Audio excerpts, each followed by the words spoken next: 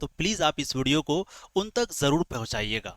इस वीडियो में हम लोग जानेंगे कि हमें किस किस सब्जेक्ट के लिए टीचर चाहिए, उनका सैलरी क्या रहेगा, सिलेक्शन की पूरी प्रक्रिया क्या होगी, कैसे एक टीचर्स का सिलेक्शन होता है, पढ़ाना कहाँ से होगा, पूरी जानकारी आपको इस वीडियो में देखें। आप सभी को बता दें, तनु क्लासेस जो कि आर्ट्स का नंबर 1 चैनल है, जहां पर 13 लाख से ज्यादा बच्चे पढ़ते हैं और अभी हम लोग 9th 10th 11th 12th और बीए कॉम्पिटिटिव एग्जाम की तैयारी करवाते हैं। लगभग अभी हम लोगों के यहाँ पर 6 चैनल है, जहां पर लगभग 15-16 लाख बच्चे जुड़े हुए हैं सारे चैनल्स को मिला करके, और हर एक चैनल पे अभी अच्छे से पढ़ाई चल रही है। लेकिन हमें टीचर की और क्यों जरूरत है, तो हम लोग ये जो हमारी टीम है इसको और बढ़ाना चाहते हैं। हम लोग ऑफलाइन भी शुरू करना चाहते हैं, 9th 10th को और अच्छे से शुरू करना चाहते हैं, तो इसी वजह से हम लोगों को कुछ टीचरों की और जरूरत पड़ रही है, जिसकी वजह से ये वीडियो बना रहे हैं। चलिए सबसे पहले बात करते हैं। तो 9th और 10th क्लास में हमें इन सब्जेक्ट के लिए टीचर चाहिए, जैसे कि math, science, social science, Sanskrit, Urdu, Hindi. तो इनमें से कोई भी सब्जेक्ट अगर आप पढ़ा सकते हैं तो आप हमारे पास अप्लाई कर सकते हैं।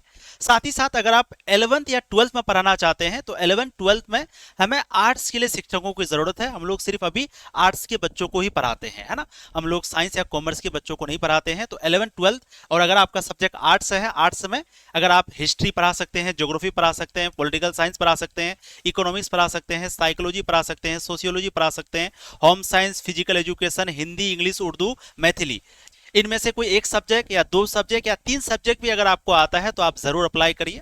हाँ, अगर इनके साथ साथ आप बीए के बच्चों को भी पढ़ा सकते हैं, बीए के बच्चों को भी प्लस कॉम्पिटिटिव एग्जाम के बच्चों को, तो फिर आपको ज्यादा तरजीह दिया जाएगा। यानी कहने का मतलब कि आप 11th 12th का हिस्ट्री भी पढ़ा सकते हैं, साथ ही साथ बीए का भी हिस्ट्री पढ़ा सकते हैं या कॉम्पिटिटिव का भी हिस्ट्री पढ़ा सकते हैं। उसी तरह से मान लीजिए आप साइकोलॉजी जो है 11th 12th का भी पढ़ा सकते हैं, साथ ही साथ कॉम्पिटिटिव और बीए का भी पढ़ा सकते हैं। यानी साइकोलॉजी आप सभी सब्जेक्ट सभी जगह पढ़ा सकते हैं। कॉम्पिटिटिव में अगर आपको बोले वहां भी पढ़ा सकते हैं, बीए में अगर बोले वहां भी पढ़ा सकते हैं। तो ये और अच्छी बात है, आपका जो सिलेक्शन है वो बहुत जल्दी हो जाएगा, है ना। अब आपके मन में सवाल आ रहा होगा कि सर हमें सिर्फ 11th 12th के ही सब्जेक्ट आते हैं, तो कोई बात नहीं, आप तब भी अप्लाई करिए। लेकिन अगर किसी टीचर को competitive, BA plus 11th 12th ये तीनों आ रहा है तो फिर उनके लिए और अच्छी बात है, उनकी जो चांस है यहाँ पर सिलेक्शन होने का वो बहुत ज्यादा है। स्पेशली अगर बात करेंगे तो हम लोग मैथिली पहले कभी नहीं पढ़ाते थे, लेकिन अब हम लोग सोच रहे हैं कि नहीं मैथिली भी शुरू करें, तो मैथिली के लिए भी शिक्षक की जरूरत है। उसी तरह से फिजिकल एजुकेशन हम लोग पहले कभी नहीं पढ़ाते थे, अभी हम लोगों को फिजिकल एजुकेशन के लिए भी टीचर चाहिए। बाकी ये सारा सब्जेक्ट के लिए तो चाहिए ही। तो अगर ये 2 शिक्षक अगर आप हैं तो आप जल्दी थोड़ा सा करें, क्योंकि हमें इन शिक्षकों की जरूरत है। अब बात करते हैं सिलेक्शन का प्रोसेस क्या रहेगा, कैसे सिलेक्शन होता है। तो सबसे पहले आप जो भी सब्जेक्ट पढ़ाना चाहते हैं आप डिसाइड कर लीजिए कि आप कौन सा सब्जेक्ट पढ़ाना चाहते हैं।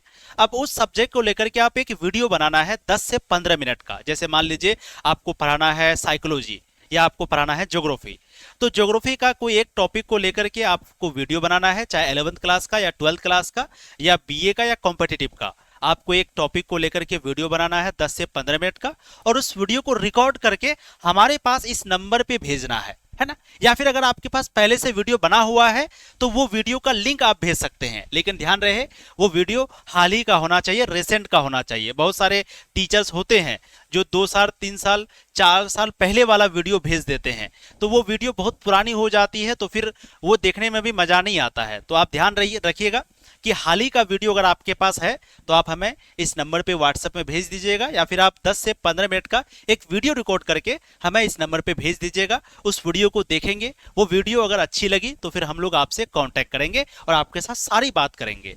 और याद रखिएगा वीडियो कैसा होना चाहिए, जब रिकॉर्ड करिएगा वीडियो को तो पहले से बोर्ड में कुछ लिखा हुआ नहीं होना चाहिए, बोर्ड पूरा खाली होना चाहिए। डिजिटल बोर्ड नहीं है तो आप किसी भी बोर्ड में बना सकते हैं, चाहे व्हाइट बोर्ड हो या डिजिटल बोर्ड हो, उससे हमें कोई मतलब नहीं, बस बोर्ड पूरा खाली होना चाहिए और आपको किसी टॉपिक को लेकर के समझाना है। समझ गया। क्वालिफिकेशन क्या होना चाहिए,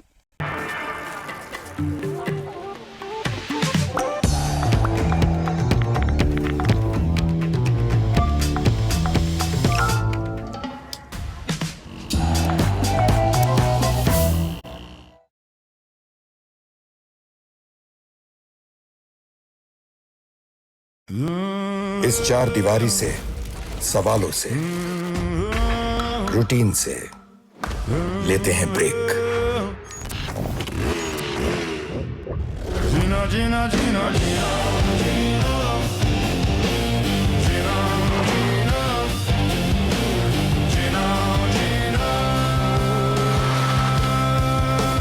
वो जीना भी क्या जीना जो एक्सट्रीम ना हो। Hero extreme, live extreme. क्या होना चाहिए? तो मिनिमम कम से कम ग्रेजुएशन तो होना ही चाहिए, क्योंकि आप 11th 12 के बच्चों को पढ़ाने जा रहे हैं तो ग्रेजुएशन होना चाहिए। और इससे अगर हायर डिग्री है, एमए है या और भी इससे हाईएस्ट है, तो आपका जल्दी सिलेक्शन होगा, यानी आप जल्दी एप्लीकेबल होंगे यहाँ के लिए, है ना। तो मिनिमम कम से कम ग्रेजुएशन होना चाहिए और कम से कम 2 साल का एक्सपीरियंस होना चाहिए। अगर 3 साल का है, 5 साल का है तो ये और अच्छी बात है हम लोगों के लिए, तो है ना। अब बात करते हैं जॉब लोकेशन, यानी जब आपका सिलेक्शन हो जाएगा तो आपको जॉब कहाँ से करना होगा।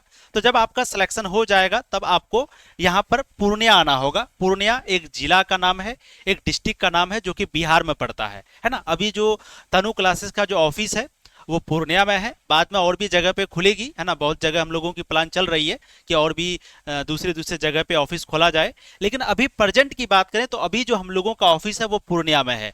मीडियम कौन सा?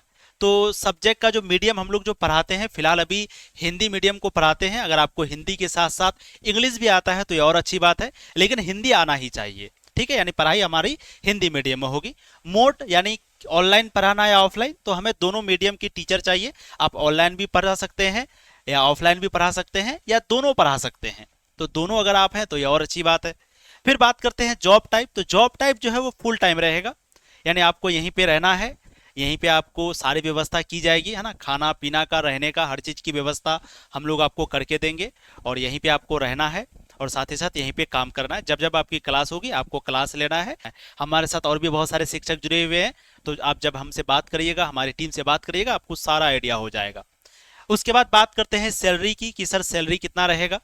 तो देखिए, ये जो सैलरी है ये अकॉर्डिंग टू एबिलिटी रहेगा, है ना। यानी जिस तरह से आपका परफॉर्मेंस देखेंगे, जिस तरह से आपके अंदर की क्वालिटी देखेंगे, जो हमें चाहिए वो सारी चीज़ें अगर आपके अंदर होगी तो उसी हिसाब से सैलरी होगा।